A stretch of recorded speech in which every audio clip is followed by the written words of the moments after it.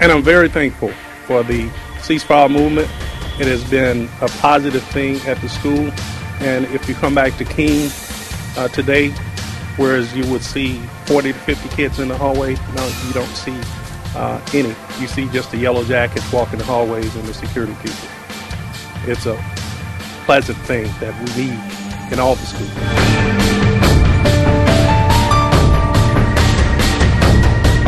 You got to get up, get out, and get something. Don't let the days of your life pass you by. You got to get up, get out, and get something. Don't spend all your time trying to get high. You understand that? How many of you know someone who has either been killed or hurt by gun violence? Raise your hand. About 3/4 of you. Now, I'm not going to pretend to stand up and tell you that I can identify with all of you and what you've been going through. But what I can tell you is that prisons are full of people who wish they could take back 5 minutes of their life. Think about that. 5 minutes. Either they made a decision to take someone's life with a gun they happen to have or a knife they happen to have, or a decision that they made. See, when I was coming up, we didn't have nobody like talking to us. I'm a real 80s baby for real. When crack and all that came out, I was one of the dummies that delved off into that. And I think if you ain't got God in your life, you're not going to win. I don't care what kind of degree you got. So y'all might as well go and embrace God and apply yourself and be something. And one day you'll be like, you know what? He didn't preach to me. He just told me to believe in God one day. It's difficult. It's hard. But yet, if you believe in yourself and believe in God and realize that just one moment can mess up your whole life, or just another moment can turn your whole life around, it's all about the choices that you make. I'm still in the streets. I like the things y'all like. I do the things y'all do, like the music y'all like.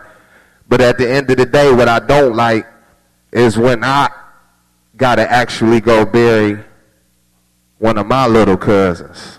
So what you gotta ask yourself in here is, it's cool to say whatever you say, do whatever you want to do, but is you really ready for that? Are you ready for that? Are you ready to lay in a casket? Are you ready to go to prison for real? That's what I thought. I'm going to say this. It's not about who the smartest or who the dumbest. It's about being where you want to be. If you want to be an honor roll student, you will be an honor roll student. And you can take that with you the rest of your life. Whatever you want to be, you can do it if you want to do it. Stretch money, man. East side. Self-hatred is what causes our community to act like a hood instead of a neighborhood. My father began to show me how to take prison and be making it to college. Because if it was left up to the prison, I'd be back the same way I was. Because there's no rehabilitation in prison. That's why so many guys come home and go back. That's why so many, when you look out here, I see a sea of black students. When I walked on the yard, I saw a sea of black young males that didn't care. The largest growing population in the prison systems is the young black female. They need you in the penitentiary. Young men, they already know that you already have a beeline to the penitentiary. So they already got the door swinging open. So many of us, we can't go home without knowing a brother, without knowing an uncle, without knowing a father who's already on parole or in penitentiary, and 9 out of 10 of them will go back. Tell the story the way you told it to me when we first asked you your situation. It really wasn't a story. It's just that how kids my age and older than me and even younger than me, how they have nobody to look up to. You know, people don't care for them like they used to care for people. We struggle every day like our parents struggle, and this is that and the other. You know, my brother just got locked up a couple of weeks ago for stealing a car, just like you said. Kids don't have nothing to do. If my brother had something to do, I don't think he'll been out there stealing a car. Or if he had somebody to look up to, he wouldn't be out there stealing a car for the second time and again, and he locked up again for the second time for the same thing. It's just hard for kids these days. And who we look for? No role models to tell us to stay in school. No. You know, we got it hard, just like everybody else do. If you go to school one day and you're sitting in your math class, and your classmate who's right next to you says, look here in my book bag, look what I got. And you look over and you see a semi-automatic handgun in your classmate's book bag.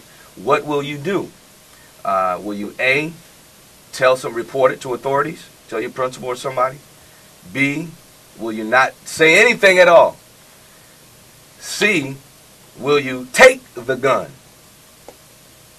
Or D, will you participate in whatever the action is that that person is going to do with that handgun? I would probably tell her or tell somebody, because I don't want to end up being the person that he or she shoots and end up dead because nothing was said. Right. So I would either say something to somebody, because a bullet don't have no name on it. I would do the same thing she said, because what happened, you don't tell nobody about the situation, somebody end up getting killed.